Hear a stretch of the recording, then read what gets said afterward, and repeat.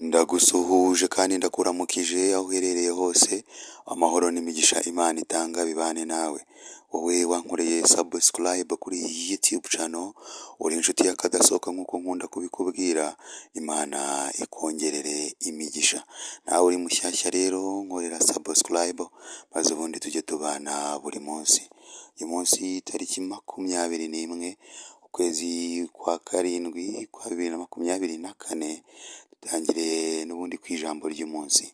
X plus X birabyara 9, ngaho mudushakire value ya X. Umwe ati 7 guteranyaho 2 ni 9, 6 guteranyaho 3 ni 9, 5 guteranyaho 4 ni 9, kimwe nuko 8 uteranyijeho 1 ari 9.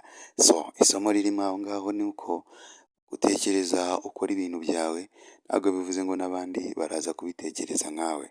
Jya wubaha rimwe na rimwe imyanzuro y'abandi, ubahe n'ibyo abandi batekereza. Ibyo bizagufasha kwiberaho mu isi unyuzwe n'ibyawe, ariko kandi utanabangamiwe n'ibyo ubona ku bandi. Twakomeje na gahunda ya kura amafaranga muri betting. Ibihamya birahari, niba upinga cyangwa wumva yuko baba bagutekera imitwe, jya ufata video tuba twakoze umunsi ubanza, ubanze uyumve neza. Ubibona neza uraza kumva ko nk'abantu badukurikiye ejo baraye bameze neza cyane.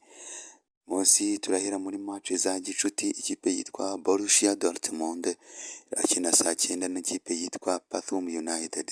Ndaza kugusaba win ya Borussia Dortmund, maze ubundi twikomereze. Ikipe ya Benfica irakina n'ikipe ya Almeria. Ndaza kugusaba over 1.5 goals kabisa.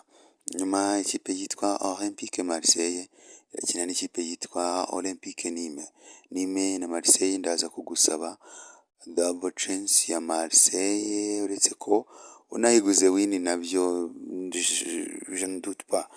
Ikipe ya Frosinone iraza gukina ikipe yitwa Valence. Ndagusaba over ya 1.5, ubundi twikomereze. Cardiff City irakina n'ikipe yitwa HCV. Ndaza kugusaba kugura double chance ya Cardiff, cyangwa se unigurire over ya 1.5 kuri uyu mukino.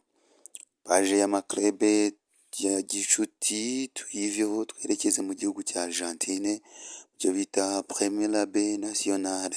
Ikipe yitwa River irabiri gukina na Lanús. Ndagusaba River Plate to win, mu gihe ikipe yitwa Deportivo Maipi iri gukina na Guillermo Brown. Ndaza kugusaba 1.5 goals kabisa over. Hanyuma mu gihugu cya Egypt hari ikipe ya Zamalek saa 2 iribuze kubikina n'ikipe yitwa El Dakaria. Ndaza kugusaba kugura win ya Zamalek, hakabaho na 1.5 goals kabisa. Zamalek gutsinda hanabaye over ya 1.5. Hanyuma ikipe yitwa Al Masry iramanuka mu kibuga n'ikipe yitwa Al Makawlone. Ndaza kugusaba win ya Al Masry. Shwadiru twari tubafitiye cyangwa amakipe twabatoranirije uyu munsi nayo ngayo. Mwibutsa yuko kutwahamagaye cyangwa ukatwandikira kuri nimero ubona kuri screen yawe, tugufasha kugushyira muri groupe z'aba VIP, cyangwa se tukagukorera n'izindi shwadiru nziza cyane ziba zikoranye ubuhanga bwinshi, ku buryo amahirwe yo kubikora aba ari nka 98%. Imana ibarinde, ndabakunda, naho bukeye. Ciao ciao.